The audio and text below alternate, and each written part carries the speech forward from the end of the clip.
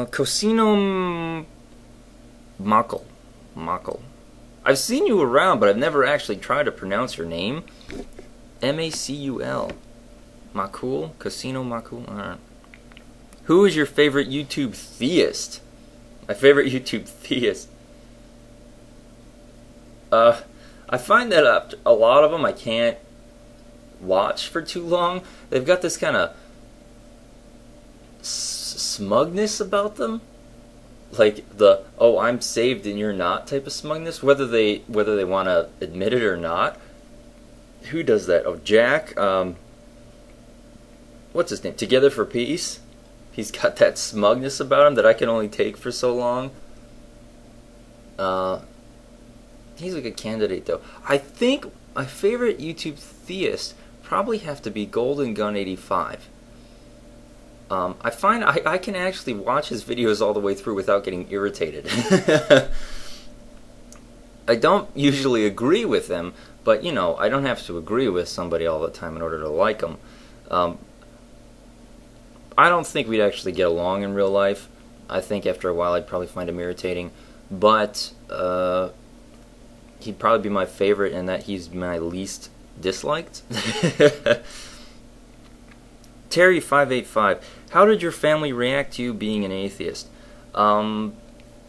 It's actually not, it wasn't that big of a deal, because it was a real slow process for me, and actually my mom, during the 70s, I think, before I was born, went through a period of at least agnosticism, of losing her faith, but I think that it had more to do with disconnecting herself from her family than anything else. I don't think it was, because she's kind of back now. She's kind of a I guess you could call her a deist at this point. So I mean, we really don't have too much of a disagreement on stuff, but it's like if you can see the same evidence and then come to different conclusions type of disagreement. But yeah, she can respect my position because I'm never ever, I guess I don't ever jump to any conclusions, or I present my ideas in a very calm way. I can go through the steps of how I've concluded what I've concluded, and I guess she can't really find an argument with it. My dad, probably a little bit more traditionally Jewish than my mom is, but I suspect that's probably because of emotional needs and not actual certainty. And I know he's not very well versed in current scientific thinking. But how did they react? It really wasn't too big of a deal. I've kind of always done my own thing anyway. And they usually respect my opinion because they know that I don't do things just haphazardly or willy-nilly, so it's not really much of a problem. Jump cut. Okay, Corridor of Power. What are your favorite non-fiction books?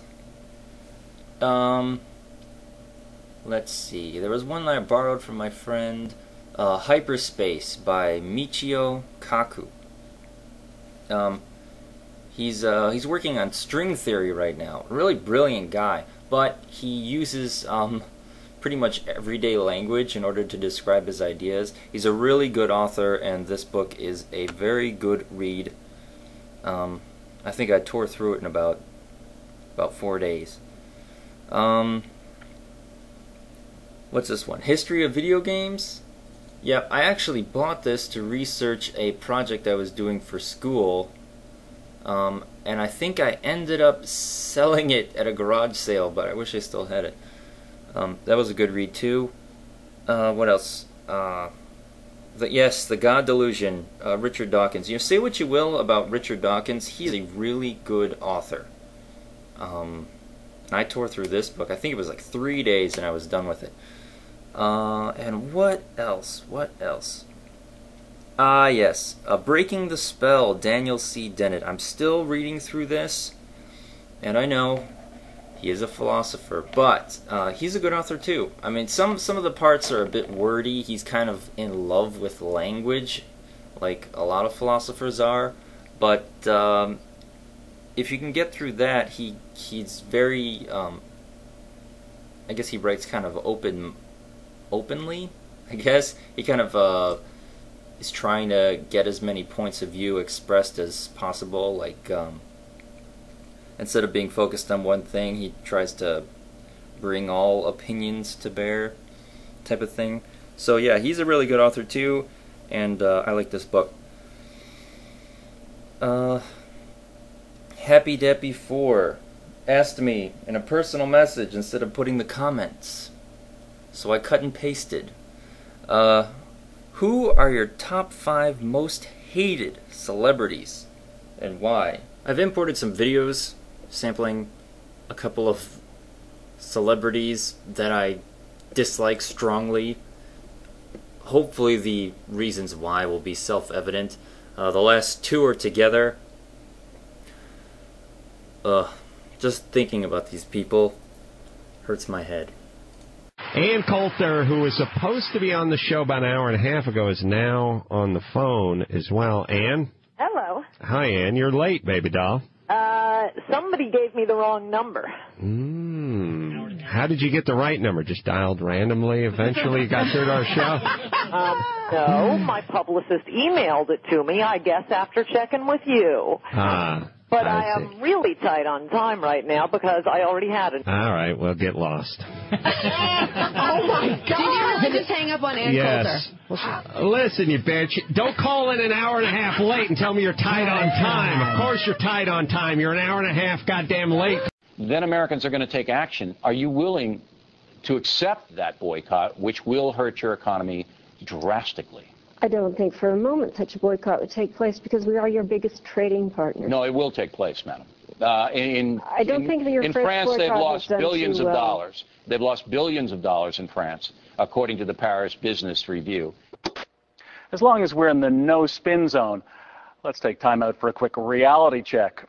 The U.S. and Canada are, of course, the 2 biggest trading partners in the world.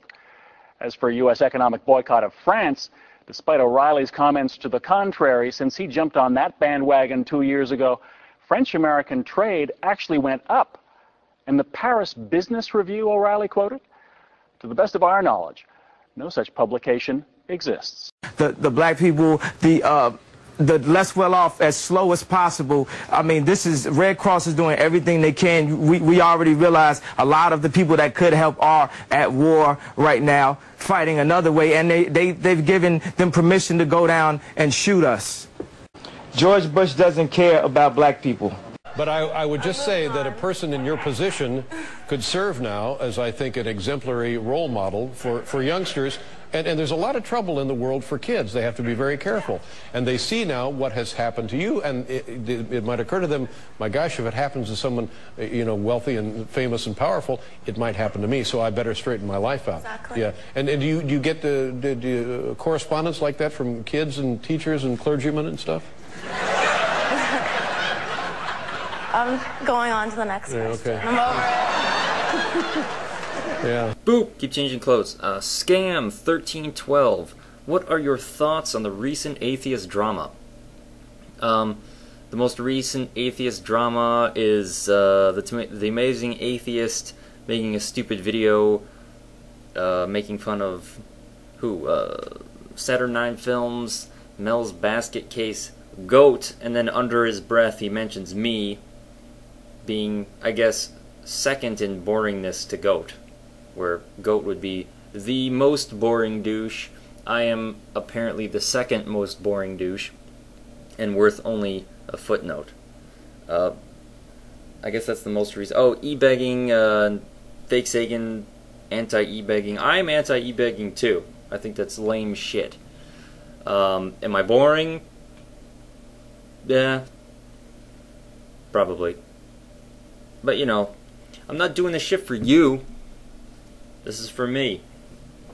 I was kind of ecstatic when I got, I think, I checked my subscriber list one day when I started, and it was up to 24. I was like, oh my god, 24 people want to subscribe to me, and now I'm over 700 something. So apparently over 700 people think I'm somewhat interesting, or maybe they really do think I'm boring and they're just laughing behind my back. Maybe that's it. But as far as drama in general, useless waste of time, and it's aggravating to me.